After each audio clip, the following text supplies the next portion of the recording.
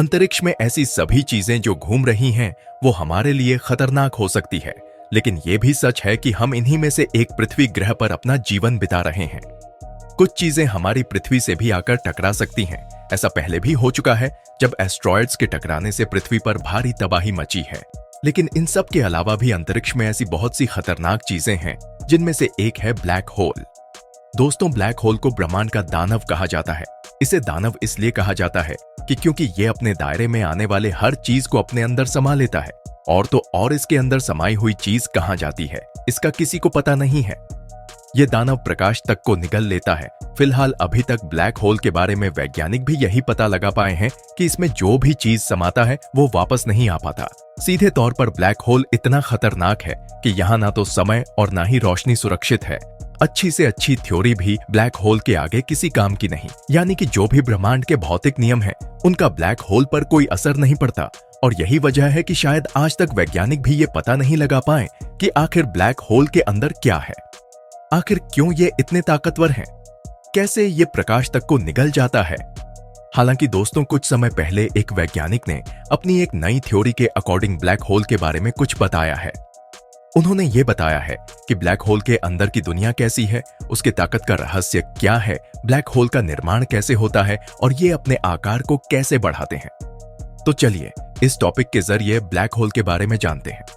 दोस्तों, उन्होंने black hole के बारे में ये बताया कि जब कोई तारा अरबों सालों से अपने संपूर्ण जीवन काल में पूरे हाइड्रोजन का इस्तेमाल कर लेता है, यानी कि जब उसका हाइड्रोजन पूरी तरह से समाप्त हो जाता है, तब उसमें एक बड़ा विस्फोट होता है। इस विस्फोट को ही सुपरनोवा विस्फोट कहा जाता है। इस महाविस्फोट के कारण स्टार का कोर तेजी से अपने अंदर ही कोलैप्स होने लगता है। अंत तक वो तारा इतना छोटा हो जाता है कि वह एक ब्लैक होल बन जाता है और फिर वही ब्लैक होल धीरे धीरे अपने आसपास की चीजों को निगलना शुरू कर देता है। इस दौरान उसके आकार और वजन में बदलाव होने शुरू हो जाते हैं। साथ ही उसका गुरुत्वाकर्षण बल भी बढ़ने लगता है। अंतरिक्ष में सबसे तेज ट्रैवल करने वाले प्रकाश भी इसके अंदर समाने लगते हैं। ब्लैक होल धीरे धीरे करके कई छोटे बड़े ग्रहों को भी निगलने लगता है। दोस्तों, इनके के अनुसार ब्लैक होल 4 तरह के होते हैं: stellar black hole, intermediate black hole, super giant black hole और माइनर ब्लैक होल। इन सब में सबसे बड़ा black hole super giant black hole होता है।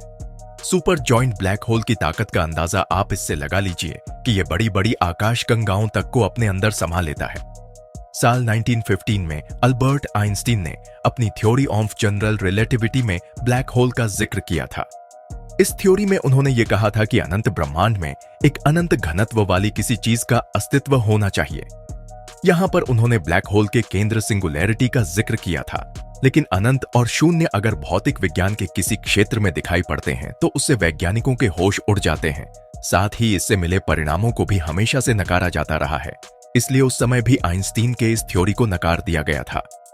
वैज्ञानिक ये मानने को तैयार नहीं थे कि ब्रह्मांड में इतनी ताकतवर चीज भी हो सकती है जो लाइट तक को अपने अंदर समा ले और वापस आने भी ना दे। उस वक्त इस थ्योरी ने विज्ञान जगत में काफी हलचल मचाई थी। लेकिन फिर साल 1971 में पहले ब्लैक होल की खोज हुई, जिसने पूरे मानव इतिहास को चौंका कर रख दिया।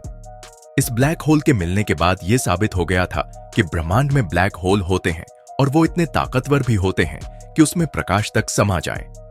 ये ब्लैक होल एस्टेरॉइड्स, चंद्रमा सहित कई बड़े बड़े स्टार्स को भी निगल जाते हैं।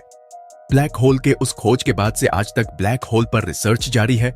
उन्हीं रिसर्च में से एक रिसर्च के अनुसार ये पता चला है कि ब्लैक होल के आसपास के स्थानों को 3 अलग अलग हिस्सों में बांटा जा सकता है, जिनमें सबसे पहले है ब्लैक होल का इवेंट होराइजन। ये किसी ब्लैक होल के चारों ओर मौजूद एक ऐसी बाउंड्री है जिसे पार करने के बाद कोई भी वापस नहीं आ सकता, चाहे वो ऑब्जेक्ट कितना भी बड़ा या कितना भी छोटा क्यों ना हो। दूसरी जगह है फोटोन स्पीकर। ये जगह ब्लैक होल के चारों ओर इवेंट होराइजन के बाद मौजूद होता है। इस जोन को पार करके ही कोई ब्लैक होल के नजदीक पहुंचता है और फिर वो धीरे धीरे ब्लैक होल में जाने लगता है।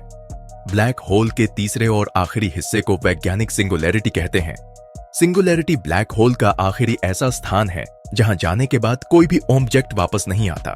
यहाँ फिजिक्स के किसी भी नियम का जोर नहीं चलता, यहाँ कोई भी नियम काम नहीं करता। इसीलिए वैज्ञानिकों का मानना है कि अगर ब्लैक होल को और भी अच्छे से समझना है तो हमें एक ऐसी थ्योरी को चुनना होगा जो ब्रह्मांड के बड़े से बड़े ऑब्जेक्ट के साथ साथ ब्रह्मांड के छोटे छोटे क्वांटम पार्टिकल के बारे में भी बता सके। बड़े ओ ऑब्जेक्ट के लिए जैसे थ्योरी ऑफ रिलेटिविटी का प्रयोग किया जाता है, वैसे ही क्वांटम पार्टिकल के लिए कोई थ्योरी बनानी पड़ेगी, क्योंकि क्वांटम पार्टिकल के लेवल पर थ्योरी ऑफ रिलेटिविटी और फिजिक्स के सभी नियम टूट जाते हैं। इसीलिए वैज्ञानिक पिछले कई सालों से एक ऐसी थ्योरी पर काम कर रहे हैं जो थ्योरी ऑफ रिलेटिविटी और क्वांटम थ्योरी को एक साथ लेकर चल सके। अगर वैज्ञानिक ऐसी किसी थ्योरी को बना पाने में कामयाब होते हैं तो इसे निश्चित तौर पर थियरी ऑफ एवरीथिंग कहा जा सकता है, क्योंकि इस थ्योरी के अकॉर्डिंग हमें ब्रह्मांड के हर ओ ऑब्जेक्ट के बारे में जानकारी होगी। इसी थ्योरी के अकॉर्डिंग हम ब्लैक होल के अंदर की दुनिया का सच भी जान पाएंगे। एक वैज्ञानिक के अनुसार थ्योरी ऑफ एवरीथिंग का जवाब है सुपर स्ट्रिंग थ्योरी। इस सुपर स्ट्रिंग थ्योरी को थ्योरी ऑफ एवरीथिंग भी कहा जा सकता है।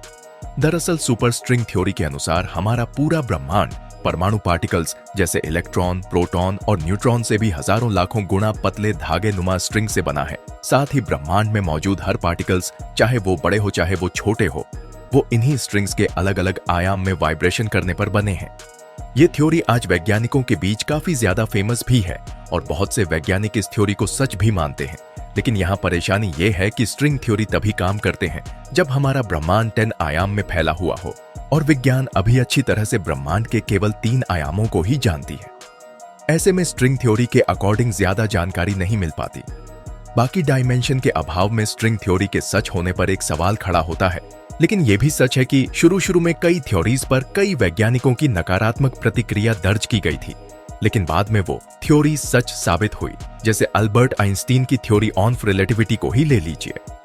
थ्योरी ऑफ रिलेटिविटी परमाणु पार्टिकल से भौतिक नियमों का पालन नहीं करते, और फिर विज्ञान जगत की सबसे ज्यादा प्रसिद्ध और विश्वसनीय थ्योरी बिग बैंग को देखा जाए तो ये थ्योरी भी यही बताती है कि ब्रह्मांड का निर्माण एक बड़े धमाके से हुआ। लेकिन ये धमाका किस वजह से हुआ, इसका जवाब अभी तक नहीं मिल पाया। साथ ही वो छोटा सा बिंदु कहां से आया जिसमें पूरा ब्रह्मांड समाया हुआ था, इसकी भी जानकारी किसी के पास नहीं है। दोस्तों, ब्रह्मांड से जुड़े ऐसे और कई सवाल हैं जिनका जवाब किसी के पास नहीं है। ऐसे में अगर थ्योरी ऑफ एवरीथिंग कहीं जाने वाली सुपर स्ट्रिंग थ्योरी अभी समझ नहीं आ रही तो जरूरी नहीं कि सुपर स्ट्रिंग थ्योरी गलत हो। वैज्ञानिकों के अनुसार हमारी यूनिवर्स 2 बड़े दूसरे यूनिवर्स के बीच हुई टक्कर से बनी है। वहीं कई वैज्ञानिकों का ये मानना है कि हमारा पूरा यूनिवर्स किसी ब्लैक होल के अंदर ही मौजूद है। और अगर ये बात सच है कि हमारा यूनिवर्स किसी ब्लैक होल के अंदर है, तो भविष्य में हमें बाहर के यूनिवर्स को जानने के लिए इस ब्लैक होल से बाहर निकलना पड़ेगा। अभी तक ब्लैक होल पर जितनी भी रिसर्च की गई है उससे एक बात तो साफ है कि जीवित इंसान का किसी भी ब्लैक होल के अंदर जाना संभव नहीं है। अब सवाल यह है कि क्या ब्लैक होल के अंदर कोई स्पेसक्राफ्ट जा सकता है, वो स्पेसक्राफ्ट एडवांस हो जिससे अंदर जाकर वहां की जानकारी वैज्ञानिकों तक पहुंचाई जा सके। सुनने में तो ये अच्छा लग रहा है, लेकिन ये याद रखना होगा कि ब्लैक होल एक ऐसी जगह है जिसकी ग्रेविटी इतनी अधिक है कि वो अपने अंदर जाने वाले हर ओ ऑब्जेक्ट को तबाह कर दे। यानी कि सबसे पहले तो वहां जाना ही संभव नहीं है, और दूसरी ओर अगर वहां चले भी गए तो वहां से लौटकर आना नामुमकिन है। तो दोस्तों, आज की टॉपिक में इतना ही। मिलते हैं अगले टॉपिक के साथ, तब तक के लिए धन्यवाद।